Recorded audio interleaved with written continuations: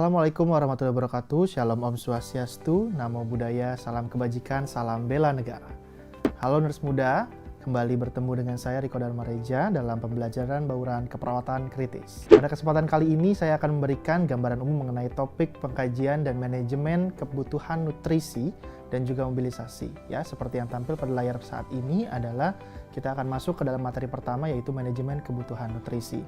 Dengan capaian topik kali ini yang diharapkan yaitu mahasiswa mampu mengidentifikasi kebutuhan nutrisi dan mobilisasi serta manajemennya dalam penerapan proses keperawatan di area kritis. Seperti yang telah kita ketahui sebelumnya bahwa pasien di ruang lingkup keperawatan kritis memiliki kebutuhan yang berbeda dengan pasien rawat inap lainnya. Ya, pasien kritis itu adalah pasien dengan ruang perawatan yang panjang, begitu ya, prolong stay, length of stay begitu. Dengan hasil studi yang menunjukkan bahwa 40% pasien kritis masuk ke rumah sakit dengan kondisi malnutrisi. Hal ini dapat menjadi lebih buruk pada pasien kritis karena adanya disfungsi multiple organ. Kejadian malnutrisi pada pasien ICU disebabkan adanya penurunan intake nutrisi, meliputi kesulitan makan, efek samping pengobatan, penurunan dari nafsu makan, kemudian perubahan struktur dan juga fungsi dari sel ataupun organ yang menyebabkan terjadinya malabsorpsi serta adanya pengaruh sosioekonomik pada pasien. Sedangkan di sisi lainnya, pasien kritis memiliki kebutuhan nutrisi yang tinggi untuk optimalisasi metabolisme, kebutuhan fisiologis dan juga psikologis, proses penyembuhan sel yang rusak. Sehingga memang nutrisi ini akan digunakan oleh pasien kritis untuk kebutuhan tersebut. Di satu sisi inputnya atau intake-nya dia kurang, tapi di satu sisi kebutuhannya sangat tinggi. Inilah yang menyebabkan kita sebagai seorang perawat kritis harus bisa mengidentifikasi apa sih pengkajian yang tepat untuk pasien kritis dan bagaimana sih manajemen yang bisa kita terapkan untuk pasien di ruang perawatan kritis dengan kondisi-kondisi tersebut. Apabila tidak ditangani, maka kondisi malnutrisi ini dapat meningkatkan morbiditas dan mortalitas. Seperti yang tampil pada slide di sini, ada gambar bahwa beberapa efek dari undernutrition atau malnutrisi, begitu ya. Salah satunya adalah meningkatnya status kesakitan dan kematian pasien, kemudian terjadinya hipoglikemia, kemudian meningkatnya lama rawat di rumah sakit atau length of stay, ya, kemudian terjadinya infeksi sistemik atau dikenal dengan sepsis, kemudian prolonged mechanical ventilation atau penggunaan ventilasi mekanik yang memanjang, serta terjadinya deteriorasi dari organ vital lainnya atau perburukan kondisi korban lainnya. Nah, pada slide ini dapat dilihat bahwa ada beberapa hal yang bisa kita lakukan sebagai seorang perawat ya, yang berperan dalam manajemen nutrisi yang secara komprehensif, yang dimulai dari pengkajian ya. Jadi memang pengkajian status nutrisi dapat dilakukan dengan berbagai teknik ya. Seperti pengukuran antropometrik. Pengukuran antropometrik mungkin rekan-rekan nurse sudah pernah mempelajari ya dari mulai keperawatan dasar. Ada pengukuran indeks massa tubuh ya yang diukur berdasarkan perbandingan tinggi dan berat badan dari pasien itu sendiri. Memang sedikit tantangan begitu untuk pasien kritis, kita harus bisa mengukur tinggi badan dan berat badan aktualnya ya. Saat ini sudah berkembang tempat tidur pasien yang sudah bisa mengukur berat badan pasien. Sehingga ini akan memudahkan kita untuk mengidentifikasi berapa sih berat badan dan tinggi badan pasien, sehingga kita bisa mengetahui status nutrisi yang dibutuhkan pasien seperti apa. Kemudian selanjutnya ada data biomarker. Contohnya adalah kadar albumin, di mana ketika seseorang mengalami hipoalbuminemia, maka ini menjadi indikasi bahwa pasien ini mengalami status nutrisi yang kurang baik, sehingga kita bisa berikan nanti terapi albumin, gitu ya, sesuai dengan kolaborasi dengan dokter tentunya. Kemudian adanya pengkajian diet ya yang tepat dan sesuai, kita kolaborasi dengan ahli gizi, apa sih diet yang akan diberikan pada pasien kritis nantinya. Kemudian pengkajian riwayat kesehatan, bagaimana kebiasaan dia makan, pola makannya seperti apa gitu ya. Lakukan pengkajian hipermetabolik berdasarkan urin urea nitrogen, serta bisa menggunakan assessment tools yang ada. Jadi memang di keperawatan kritis ini banyak sekali ya instrumen-instrumen pengukuran yang bisa teman-teman gunakan sebagai pengkajian begitu. Contohnya ada pengkajian yaitu Nutri-Score dan juga Nutritional Risk Screening atau NRS untuk pengkajian nutrisi ini. Jadi seperti yang tampil di layar, ini adalah dua pengkajian yang mungkin kita akan bahas untuk mengasesmen atau mengkaji pasien di ruang ICU Toolsnya ada yang pertama adalah tools NRS atau Nutritional Risk Screening atau NRS ya. Dimana di sini terdiri atas dua indikator. Yang pertama adalah status nutrisi yang dinilai berdasarkan bagaimana sih pasien ini mengalami tidak nafsu makannya atau kehilangan proporsi berat badannya, atau bagaimana sih basal metabolisme indeks pasien. Dan yang kedua adalah indikator keparahan penyakit ya. Nah, indikator keparahan penyakit ini melihat dari berapa banyak pasien memiliki diagnosis medis begitu ya. Nah, khusus untuk pasien dengan usia lebih dari 70 ke atas, maka akan mendapatkan satu indikator tambahan, yaitu faktor resiko berupa usia begitu ya. Sehingga memang untuk NRS ini sebetulnya dia punya dua indikator, tapi jika dia usia pasien lebih dari 70 tahun, akan ada tambahan satu poin atau satu indikator yang membuat pasien ini beresiko mengalami malnutrisi yang harus kita kaji gitu ya. Nah, hasil penjumlahan tersebut apabila lebih dari 3 skornya, maka pasien beresiko malnutrisi. Sedangkan skor lebih dari 5 menunjukkan pasien resiko tinggi mengalami malnutrisi. Nah, kemudian selanjutnya ada asesmen yang kedua, yaitu Nutrix Score. Ya, Nutrix Score ini merupakan tools yang lebih spesifik dibanding NRS karena dalam pengukurannya kita mengukur menggunakan 5 indikator sampai dengan 6 indikator. Kenapa 5 sampai 6? Saya bilang karena memang ada satu pemeriksaan yang tidak wajib begitu ya. Yang kalau dilakukan ya baik, kalaupun tidak ya tidak masalah, dan ini mempengaruhi nanti interpretasinya. Ya, indikator tersebut diantaranya usia, skor APACE, skor SOFA, kemudian jumlah komorbidnya, bagaimana pasien dirawat di rumah sakitnya, berapa lama begitu ya, dan juga hasil pemeriksaan interleukin. Nah, interleukin ini yang tadi dibilang tidak wajib gitu ya. Jadi kalau ada ya berarti nanti skornya berpengaruh. Bagaimana interpretasinya seperti yang ditampilkan di layar teman-teman begitu ya, di bawah itu sudah ada keterangannya. Silakan nanti para calon nurse ini bisa mencari literatur begitu ya, bisa membaca lebih lanjut terkait dengan indikator-indikator ataupun tools-tools yang bisa digunakan untuk mengkaji status nutrisi pasien ini ya, sehingga nanti bisa lebih paham begitu lebih dalam mengenai penggunaan tools tersebut. Setelah kita melalui pengkajian tadi tentunya yang secara komprehensif, seorang perawat ICU juga harus bisa memberikan manajemen yang tepat berupa pemberian terapi nutrisi ya. Untuk di tatanan intensive care unit sendiri atau di ICU terdapat beberapa metode pemberian terapi nutrisi ya, bisa melalui oral seperti yang biasanya yaitu melalui mulut ya, dan menggunakan sistem pencernaan pada umumnya, kemudian menggunakan sistem enteral atau via enteral. Dalam hal ini sama menggunakan sistem pencernaan pada umumnya tapi menggunakan bantuan berupa pipa lambung atau yang teman-teman kenal dengan gastric tube ya. Dan yang ketiga metodenya adalah parenteral nutrition atau melalui pembuluh darah. Nah, apabila pasien mendapatkan terapi parenteral nutrisi ini, memang nanti akan ada beberapa akses vena yang akan diambil atau yang akan digunakan untuk memberikan terapi nutrisi ini. Karena jika digunakan vena perifer yang ada di tangan, itu akan membuat mudah rusak begitu ya venanya, sehingga akan digunakan adalah vena-vena sentral begitu, nanti akan menggunakan CVC.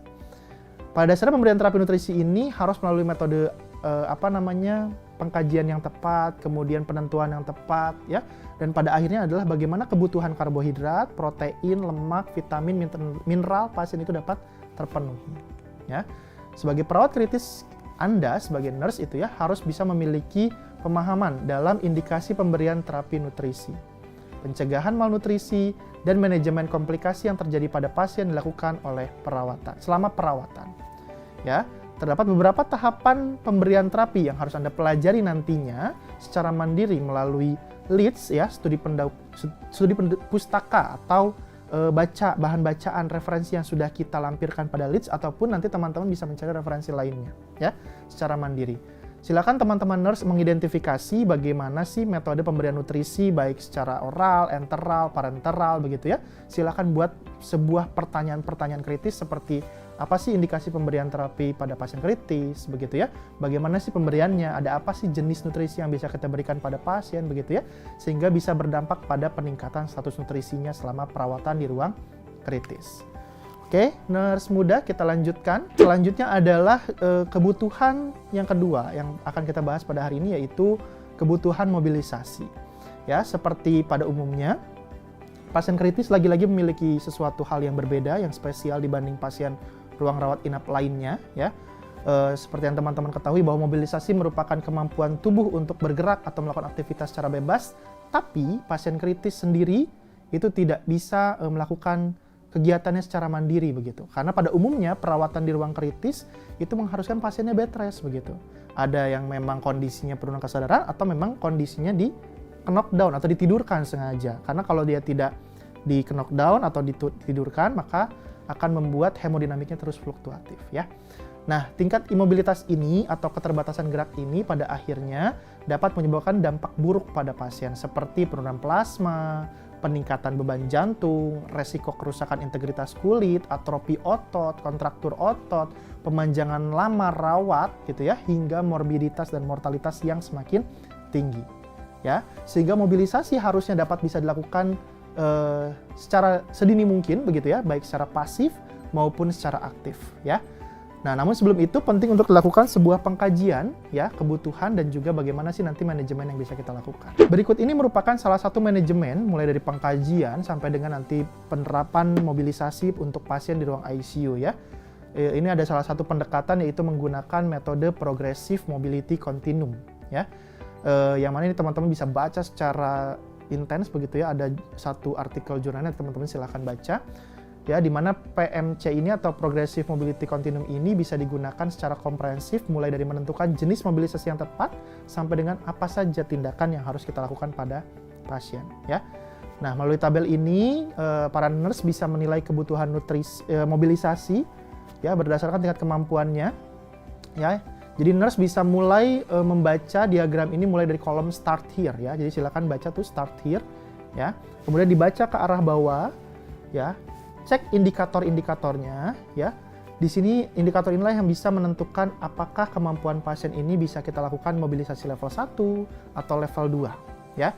Apabila pasien tidak memenuhi indikator-indikator tersebut seperti PaCO2, PIP dan seterusnya, maka aktivitas mobilisasi progresif ini bisa dilakukan mulai dari level 1 ya, dengan aktivitas seperti yang ditentukan pada level tersebut. Mungkin teman-teman nanti bisa pelajari pada tabel yang ada di sebelah ya.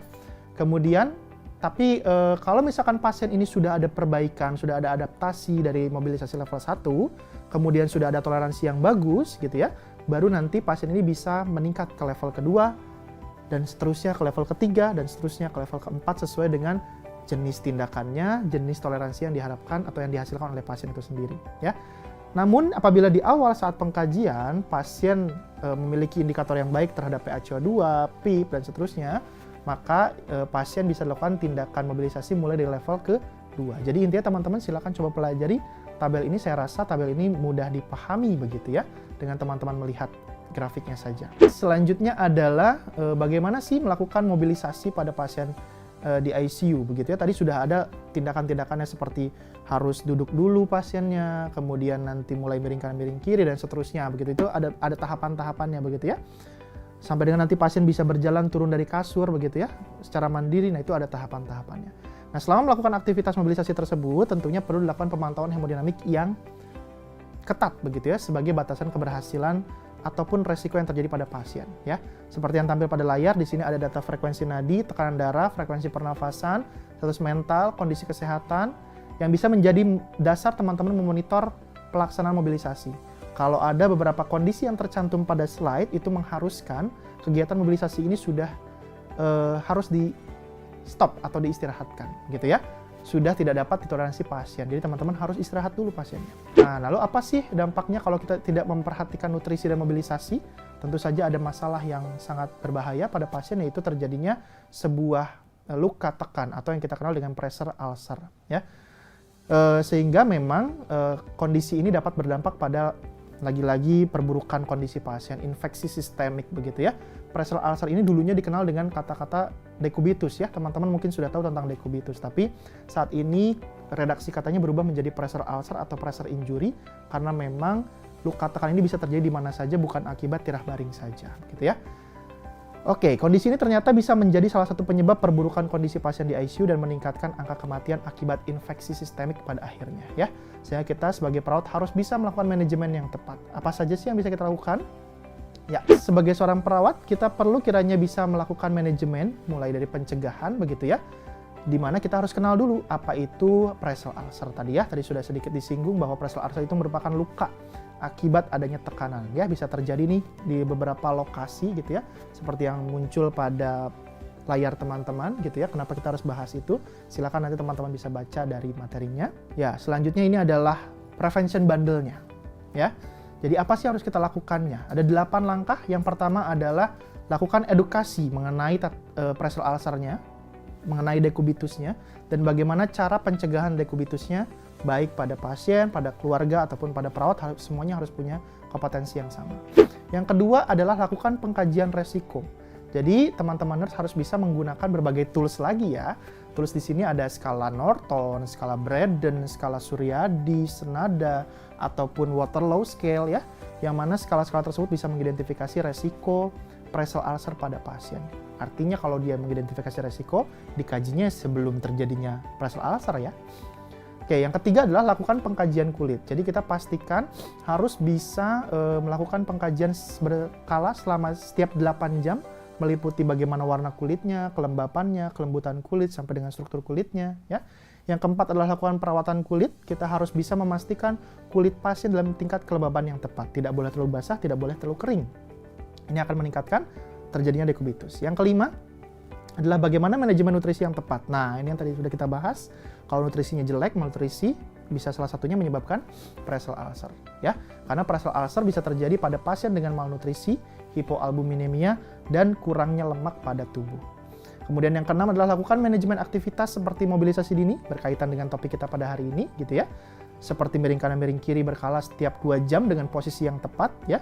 Jadi silakan teman-teman nurse bisa cari di YouTube begitu ya, bagaimana cara pengaturan posisi pada pasien untuk mencegah dekubitus. Atau nanti teman-teman bisa akses dalam lead course-nya ya, saya akan tampilkan. Kemudian yang ketujuh adalah manajemen inkontinensia, seperti mengganti popok berkala sebelum penuh, begitu ya, membersihkan sisa kontaminasi eliminasi, baik urin maupun fekal, dengan tepat, ya, karena kalau kontak antara eliminasi dengan kulit, itu akan meningkatkan kerusakan kulit lebih cepat. Ya.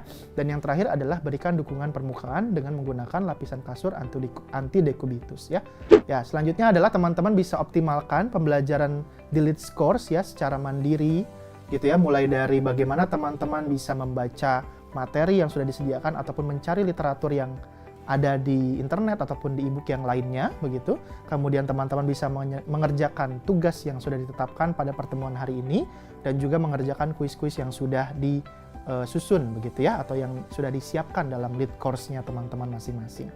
Ya, semoga teman-teman dari video ini bisa mempermudah teman-teman untuk mengerjakan aktivitas leads pada topik ke-3 dan ke-4 ini ya, mengenai nutrisi dan juga mobilisasi, serta nanti memudahkan teman-teman untuk mengerjakan tugas-tugasnya ya.